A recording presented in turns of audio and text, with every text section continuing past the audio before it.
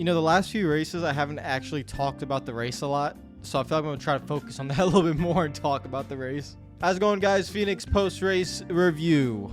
This one's not as, I wouldn't say it's as overwhelmingly positive as the others.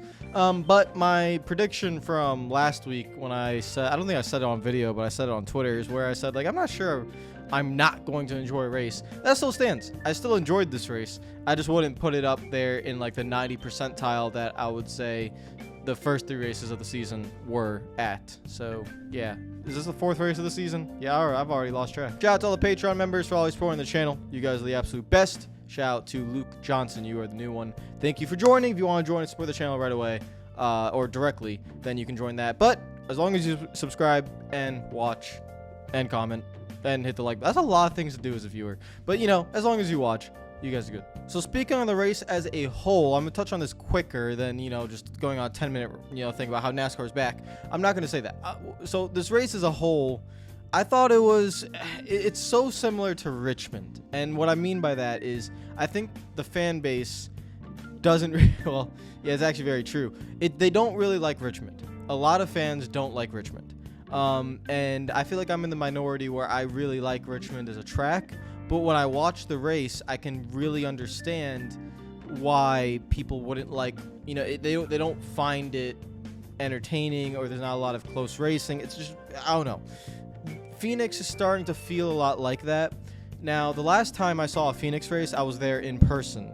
But even in person, you could tell like that the championship was literally won, guys, based off of who came off pit road first. So like, you know, yeah, the championship race felt like that too, where there's close racing, but for some reason there's a certain thing that rubs fans the wrong way about both Phoenix and Richmond. And I you know, it's very odd because they're both essentially, Phoenix is a 1 mile, Richmond's a 3/4, a third. Is it, what do you call that? A 3/4 mile track? Is it a 1 mile track? I don't even know what Richmond is. My brain is completely fried, guys. I'm just naturally stupid. That's really the main explanation for it. But you'll see on Mr. Gluck's poll tomorrow, the will this race be good or not? Yes or no? Was it a good race? It'll be like 70%, I think, somewhere around there. I think Richmond actually gets lower. Richmond gets like 55, 60%. So I don't know what it is about these two tracks. Technically, they're tracks that aren't short tracks, but they race like short tracks, because Phoenix kind of does race like that. But there's something about that kind of stuff. I don't know. It doesn't rub people the right way. On the new car versus the old car, and I said this before, I thought when you get to the short tracks, you really won't see any difference. It'll feel like the same races. But the only difference will be that you can make contact more. But we haven't seen the drivers, you know, really make. They didn't make a lot of contact this race, other than Austin Dillon getting, you know, torpedoed into the outside wall in the final lap. So it felt pretty much the same. But overall, I still thought it was a decent race. You know, 7 out of 10, 6.5 out of 10. That would be a decent race. So that's where I would put it. So now I'm going to talk about, for the first time in a race review, you know, drivers and how that race actually went. So we're going to pull up the race results, and you can see the top 10 right here. And pretty much everyone I want to talk about, other than, you know, maybe a few guys that didn't finish in the top 10, are pretty much here. Chase Briscoe, Ross Chastain, Tyler Reddick, Ryan Blaney, Kurt Busch. Now, how in God's name Kurt Busch ended up 5th, I really don't know. I'll be honest, I'm lost. I just saw him 5th right there. That was my first time looking at the results, and how did he even get there? I mean, my man was running like 15th the whole race, or maybe 10th. I don't want to be, yeah, I don't know. We'll touch on the race winner first. The biggest thing I will take away from this race, honestly, is the fact that Stewart-Haas Racing desperately need someone other than Kevin Harvick to be competitive. The last however many years, that has not happened. Even when Clint Bowyer was there, not really. I mean, Bowyer was, you know, he could win a race and stuff, he could run up front, but not to the level that you need. You know, JGR has essentially 3 of them. They have Truex, Kyle Busch, and Denny Hamlin. Hendrick Motorsports has Kyle Larson and Chase Elliott, and then, you know, you could argue Alex Bowman, and then, you know, William Byron's not that bad himself either. Penske Racing, I say, is pretty equal. Well, this year is going to be a little bit different because we have to see how Austin Cindric does, but, you know, Ryan Blaney, Joey Logano was Brad Keselowski, now it's Austin Cindric. Stewart-Haas was only ever Kevin Harvick. Oh, it always was. No offense to Eric Almirola, who could win the odd race here and there. It's just Kevin Harvick. And so I've been waiting for years to see if someone can, help the team out and help Harvick out. Because Harvick is, 45 years old now? And you can see he's probably on the decline. He's in the twilight of his career. So you need someone new to come over. And I want to make this very clear. Stewart-Haas Racing is not a small team. Stewart-Haas Racing is one of the biggest teams in the sport.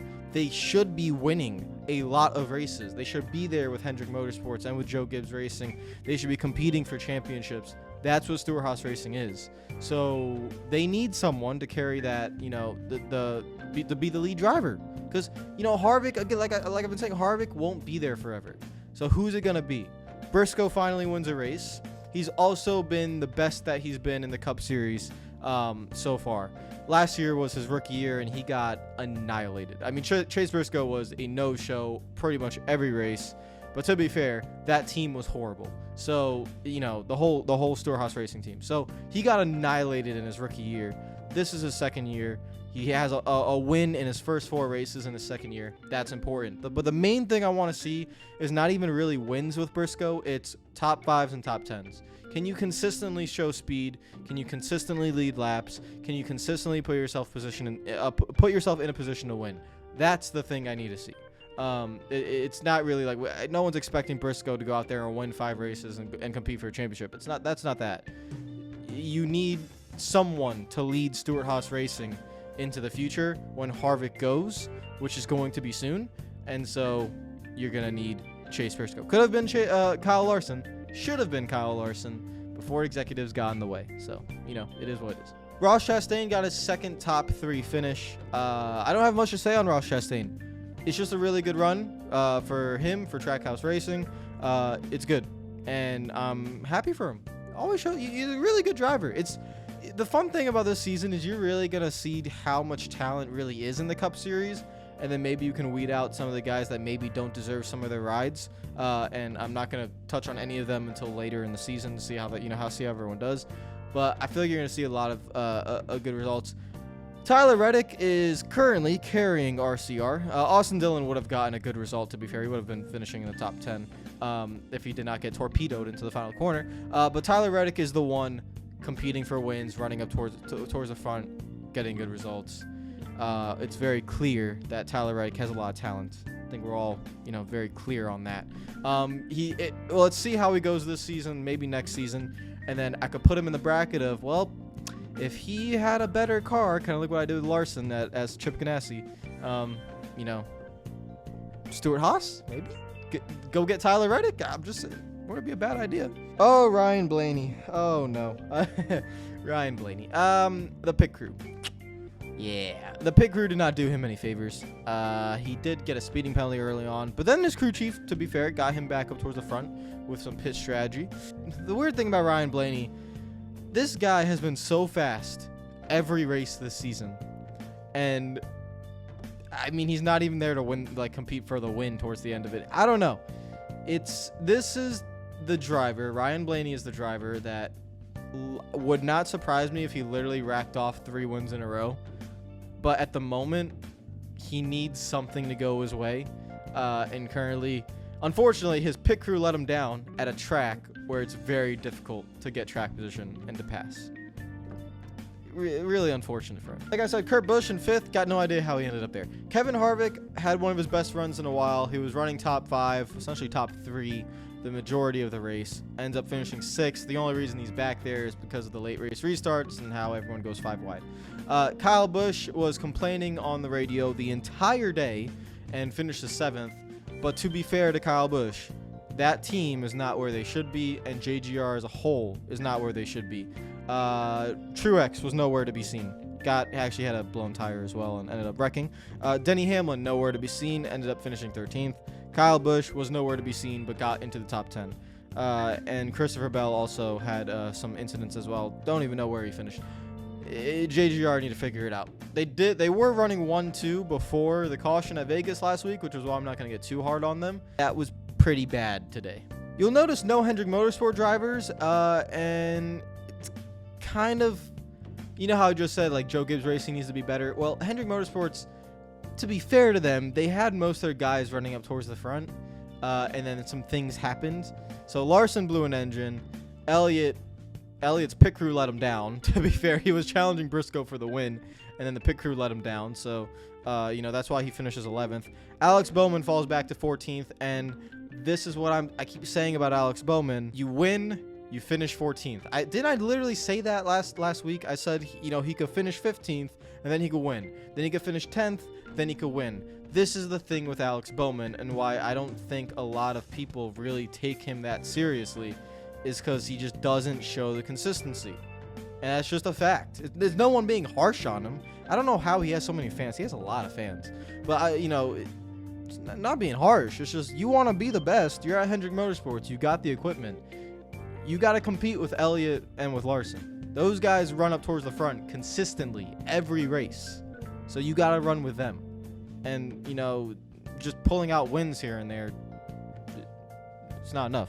Other than that, guys, I want to keep this one a little bit shorter. That's basically all I have to say for this one. It was, a 7 out of 10. It's not the end of the world, guys. It's a 36 race season. There will be races that you just don't remember by the time August comes around. Will I remember this race by the time August comes around? No. You could probably ask me who won. I probably won't remember it. But while you sit there and watch it, it's a pretty entertaining race. It gets the job done, Kind of like my club. Yeah, I got to put Arsenal in there. We're back and forth. Another 2-0 win. Just want to say. All right, we got a tough test on Wednesday, but just want to say it's looking good for my club. I need to watch one of these races when Arsenal lose, and on the same day, then watch a NASCAR race and see if it affects my mood. See if I say the race sucks after that. Because right now we've been on a good stretch, so maybe I'm in a good mood when watching the races. I don't know. Subscribe if you're new. Comment down below. We'll be back tomorrow for another video. Comment below what you thought of the race. If you disagree with me on anything, or if anything that I missed. I probably missed a lot, because I don't talk about every detail in the race, so I probably missed a good amount. Let me know. I'll see you guys tomorrow. Take care of yourselves. Peace out.